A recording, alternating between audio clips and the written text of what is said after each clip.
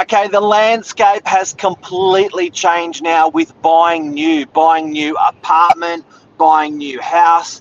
A very, very different scenario than what it was 3 years ago, 6 years ago, 9 years ago. We're going to talk about where we are with buying new today.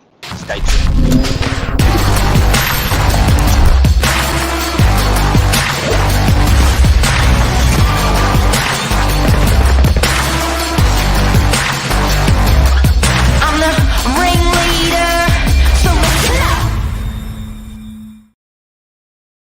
But Michael's morning, hair Mark. this morning. Oh, thank you. How are you? I'm good. How are you? Good.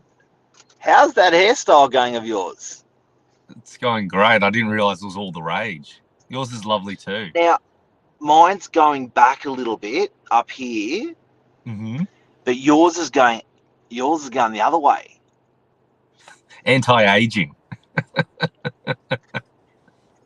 How are you doing it? I eat my vegetables. Can you give us a side profile? Look at that. So, guys, if you missed our social the other day, we had an Elvis photo and Michael's photo next to each other, and it was high impact. Yeah, very high impact. The topic at hand. Looking the goods. So let's talk about what we're here to talk about. Over to you, sir. So today we're going to be talking about new versus established property, and it's something that we've spoken about in the past. It's popped up a lot in the media, but even more so, it's a constantly changing environment. And like Mark said in the intro, from 6 years ago to 3 years ago to last year to now, it still continues to change. And also, I guess, the stigma around when you're buying something that's brand new versus something that's established. Whether it be a brand new apartment that you're buying off the plan or something that's just been built, or if you're buying a brand new house, something that you're going to look to do a knockdown rebuild on, or if you're buying an established house. The biggest crux of all of it I'm finding at the moment, regardless of whether it's a new or an established property, it seems to constantly come back to funding. It seems to be the golden rule for any type of property at the moment. There's risk there, hey. It's always been risky business, and I think when people are comfortable, they will take that risk, and whether they're made uncomfortable in any aspect of their life, they're less inclined to taking the risk of doing something like a build. But you're right, funding's a huge one. It's something that I've found. So especially, like, for example, let's say you're building a brand new house. You need to convince the bank that not only can you afford to, obviously, whatever the build cost is, let's use round numbers here, $1 million. It's $1 million build cost that you can afford to pay for dollars, but also can you afford to go rent somewhere during the meantime as well?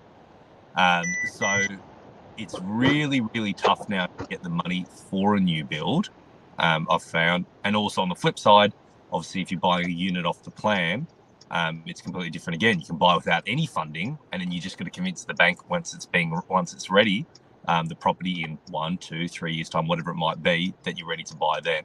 And both have their associated risks with them.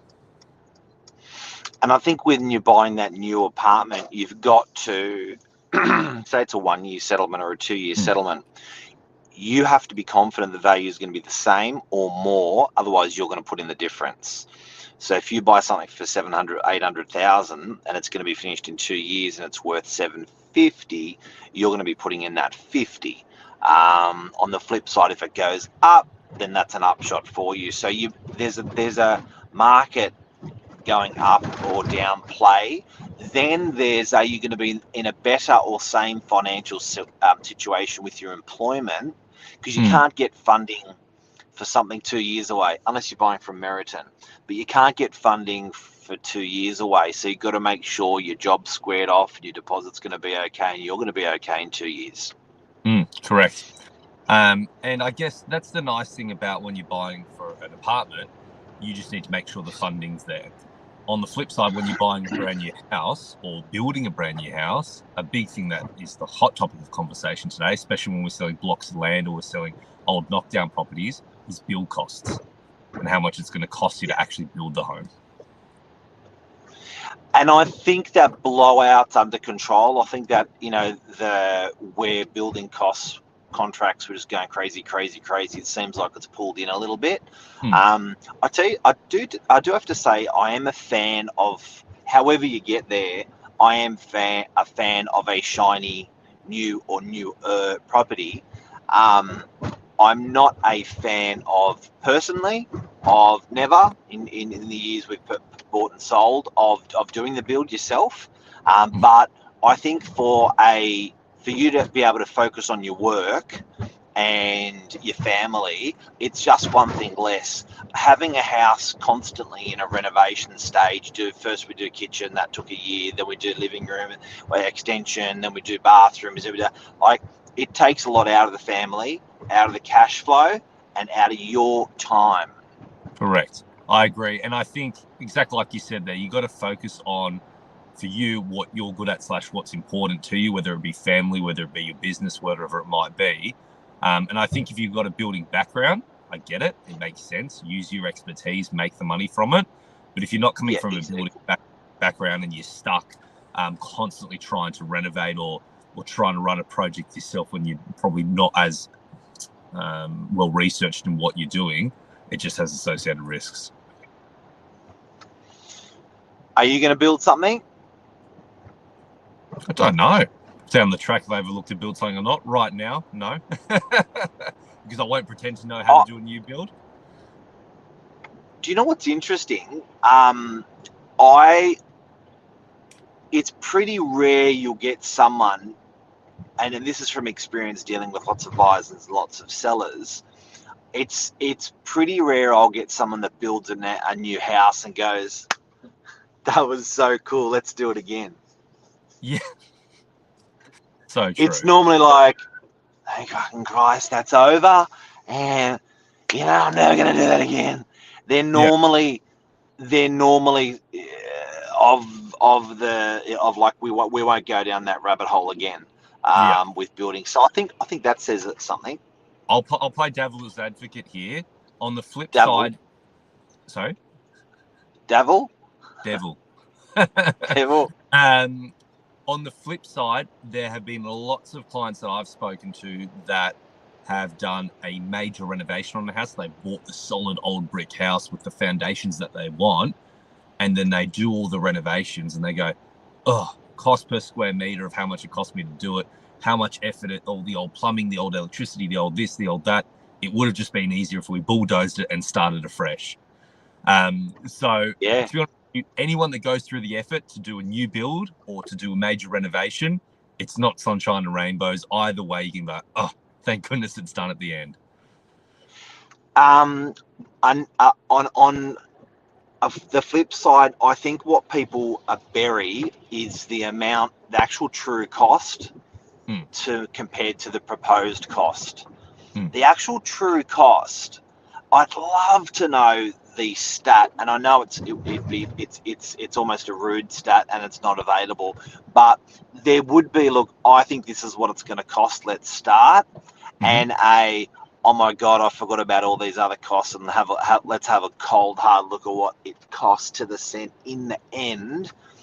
There must be a 30 to 50% swing. There must be. I agree with you.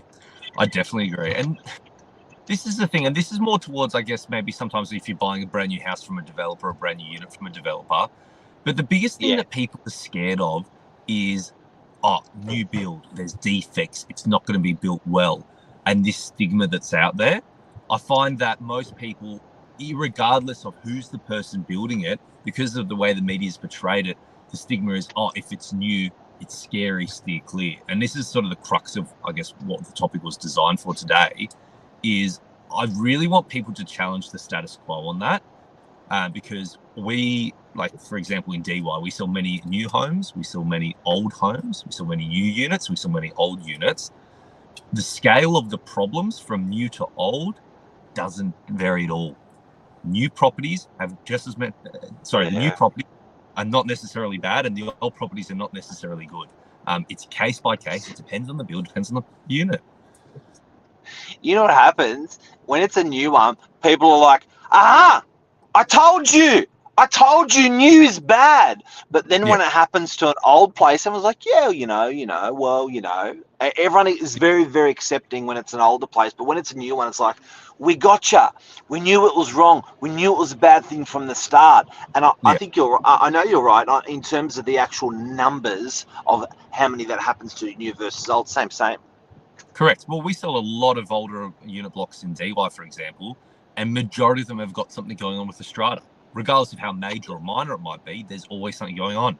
The bottom line is Father Time always wins. Things will deteriorate over time versus if you buy something that's new, that is built well, do your due diligence, you can win from it also. And I think just not to always tar something with the same brush and to actually look on each individual property on its merits, I think is a much better way. And by the way, the philosophy of building is the unspoken or spoken or whatever it is 99 years. It's deemed that when you build a property, it should stand there for 99 years, not with zero maintenance, but as a base structure. There should be 99 years of integrity in that. Michael, have we missed anything on the hit list that we put together? The last bit, no, we pretty much hit everything. The last bit was sort of building defects, which we sort of covered as well. The downtime, obviously, when you're doing a new build for yourself, and the true costs associated. We just want to discover all the topics to make sure everyone's aware of it, because sometimes I think people are so headstrong with a particular way that they think they should go about it, and then it's very easy to sweep some of the other points under the rug and go, oh no, that wouldn't happen to me. It's true. We should have called today, you got to have balls to build. That's a good one. You do. Whether you're buying a new or whether you're building a new, there's got to be there's got to be some confidence about you to go and do it. Financially confidence, not doing it before confidence, going out on a limb confidence. But there's definitely rewards. Correct. Very, very true. That's a show. That's it. Thank you, Mark. Thank you, guys. Thank you, Mr. Silich. See you guys.